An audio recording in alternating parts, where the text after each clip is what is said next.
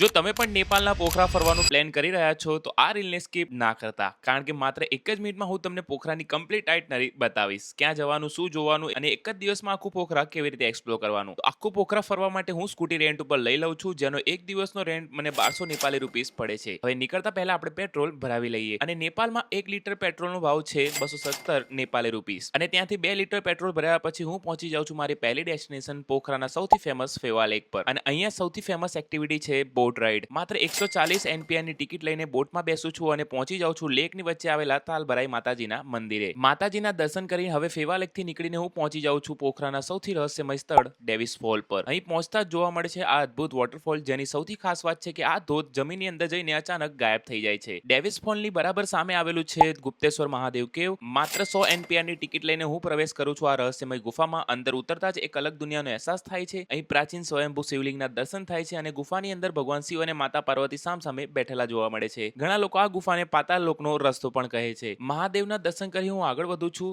સુંદર પહાડી રસ્તાઓમાંથી પસાર થતા કરતા હું પહોંચી જાઉં છું આજની સૌથી ભવ્ય ડેસ્ટિનેશન પુમદીકોટ શિવા સ્ટેચ્યુ. અહીં આવેલી છે નેપાળની 108 ફૂટ ઊંચી ભગવાન શિવની ભવ્ય પ્રતિમા, જે દૂરથી જ દરેકનું ધ્યાન ખેંચી લે છે. અને પ્રતિમાની સામે વિશાળ શિવલિંગ અને આસપાસ સેંકડો નાના શિવલિંગ આવેલા છે. અને પ્રતિમાની પાછળની સાઈડ આખું પોખરા સિટી, ફેવા લેક અને હરિયાળી પહાડોનો અદ્ભુત નજારો જોવા મળે છે. અને હવે સમય આવી ગયો છે આજની છેલ્લી ડેસ્ટિનેશનનો. અને પુમદીકોટથી નીકળીને સુંદર રસ્તો કાપ્યા પછી સ્કૂટી પાર્ક કરીને ઘણી બધી સીડીઓ ચડ્યા પછી આખરે હું પહોંચી જાઉં છું વર્લ્ડ પીસ પગોડા. વિશ્વમાં શાંતિનો સંદેશો આપવા માટે બનાવેલા ભવ્ય સ્તૂપ પોખરાની સૌથી પ્રખ્યાત જગ્યાઓમાંથી એક છે. અને હા, ફૂલ વિડીયો આપણી યુટ્યુબ ચેનલ આશીષ મુસાફર પર લાઈવ છે. અને આ રીલને હમણાં સેવ કરી લેજો અને આવા જ ટ્રાવેલ વિડીયો માટે ફોલો કરવાનું ભૂલતા નહીં.